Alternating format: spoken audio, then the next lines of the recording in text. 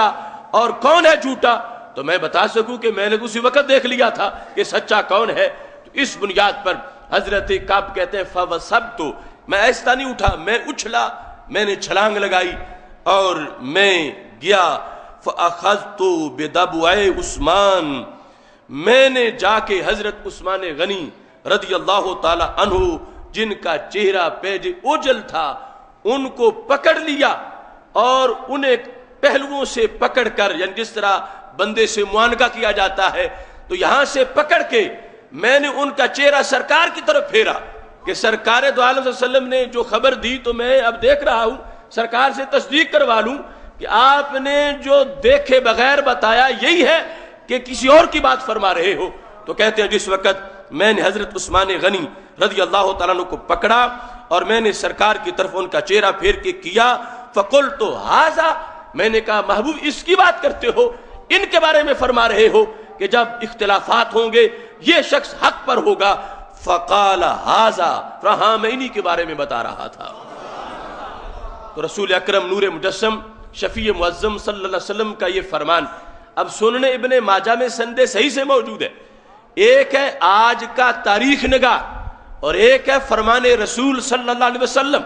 اور سرکار سے سند سے ثابت ہے، اور سند میں کوئی راوی ضعیف نہیں ہے اور ادھر تاریخ کا کوئی راوی موجود نہیں ہے۔ تو جب سند ہے، سند کے راوی موجود ہیں، اور جس وقت کی بات ہو رہی ہے سرکار اپنی زبان سے فیصلہ سنا رہے ہیں کہ جب باغی آ جائیں گے معاذ اللہ ان پر اقربا پروری کا الزام لگائیں گے، مختلف قسم کی باتیں کر رہے ہوں گے، فرمایا وہ سارے جھوٹے ہوں گے، یہ شخص اس وقت بھی حق پر ہوگا، یہ ہدایت پر ہوں گے، حق پر ہوں گے۔ تو رسول اکرم نور مجسم شفیع معظم صلی اللہ علیہ وسلم نے حضرت عثمان غنی رضی اللہ تعالی عنہ کے بارے میں جو خبر دی، اب آپ خود بتا سکتے ہیں لفظی یہ کیسے بیان کرے، خارجی یہ کیسے بیان کرے، ان دونوں کے بس کی بات نہیں۔ یہ بیان کر سکتا ہے یا کھلے سینے سے سن سکتا ہے تو صرف اہل سنت و جماعت ہی سن سکتا ہے۔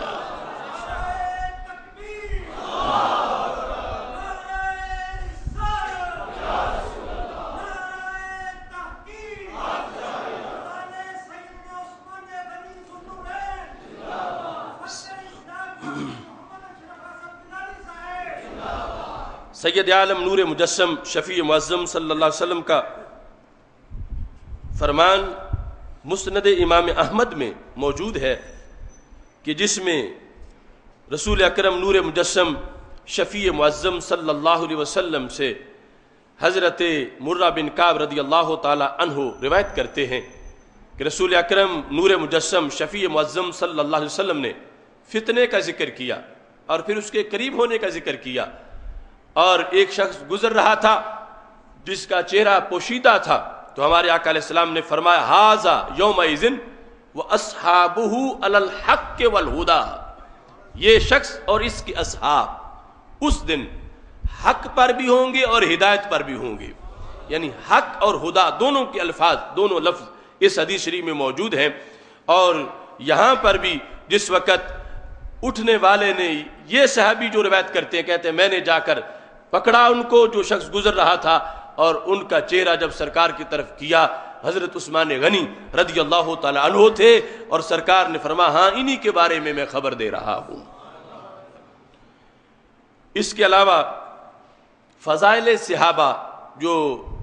امام احمد بن حنبل کی کتاب ہے اس میں بھی سند صحیح کے ساتھ یہ حدیث شریف موجود ہے کہ رسول اکرم نور مجسم شفیع معظم صلی اللہ علیہ وسلم سے حضرت ابو ہریرہ رضی اللہ تعالی عنہ روایت کرتے ہیں، آپ صلی اللہ علیہ وسلم نے ارشاد فرمایا تھا انکم تلقون بعد فتنۃ واختلافا، میرے بعد، میرے دنیا سے تشریف لے جانے کے بعد تمہیں فتنے کا سامنا کرنا پڑے گا اور اختلاف کا سامنا کرنا پڑے گا۔ قال له قائل من الناس فمن لنا یا رسول اللہ صلی اللہ علیہ وسلم، جب ایسا ہو تو ہم پھر کیا کریں، کس کا ساتھ دیں، کس کو صحیح سمجھے؟ تو رسول اکرم نور مجسم شفیع معظم صلی اللہ علیہ وسلم نے فرمایا علیکم بالامین و اصحابہ، تم نے امین کا ساتھ دینا ہے اور امین کے اصحاب کا ساتھ دینا ہے۔ امین کا جب لفظ بولا تو تو حضرت ابو ہریرہ رضی اللہ تعالیٰ عنہ کہتے ہیں وَهُوَ يُشِيرُ إِلَىٰ عثمان، تو نبی اکرم نور مجسم شفیع معظم حضرت عثمان غنی رضی اللہ تعالیٰ عنہ کی طرف اشارہ کر رہے تھے اور انہیں فتنے کے وقت میں امین قرار دے رہے تھے۔ تو یہ ساری احادیث حضرت عثمان غنی رضی اللہ تعالیٰ عنہ کی شہادت کو جہاں بیان کرتی ہیں وہاں ان کے حقانیت کو بھی بیان کرتی ہیں۔ اور بطور خاص جو گزشتہ سال خطبہ جمعہ میں میں نے حدیث پیش کر دی تھی وہ بخاری شریف کی ہے، لیکن اس موضوع سے بھی وہ ریلیٹڈ ہے کہ جب رسول اکرم نور مجسم شفیع معظم صلی اللہ علیہ وسلم دن کے ٹائم باغ میں تشریف فرما تھے اور اس وقت پاک محبوب علیہ الصلوۃ والسلام نے ایک شخص کی حضرت ابو موسیٰ اشعری رضی اللہ تعالیٰ عنہ کی ڈیوٹی لگا رکھی تھی باغ کے دروازے پر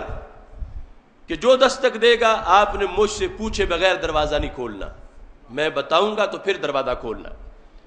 تو حضرت ابو موسیٰ اشعری رضی اللہ تعالیٰ عنہ کہتے ہیں جاء رجل، دروازے پہ ایک بندہ آ گیا، اب پتہ نہیں وہ کون ہے، حضرت ابو موسیٰ اشعری کو پتہ نہیں کون ہے، کہتے ہیں جاء رجل، ایک بندہ آ گیا، فاستفتح، اس نے کہا دروازہ کھولو، دروازہ کھولنے کی اس نے درخواست کی۔ فقال النبی صلی اللہ علیہ وسلم، سرکار نے فرمایا افتح لہو، اس کے لیے دروازہ کھول دو، وبشرہ بالجنہ، اور ساتھ جنت کی خوشخبری بھی سنا دو۔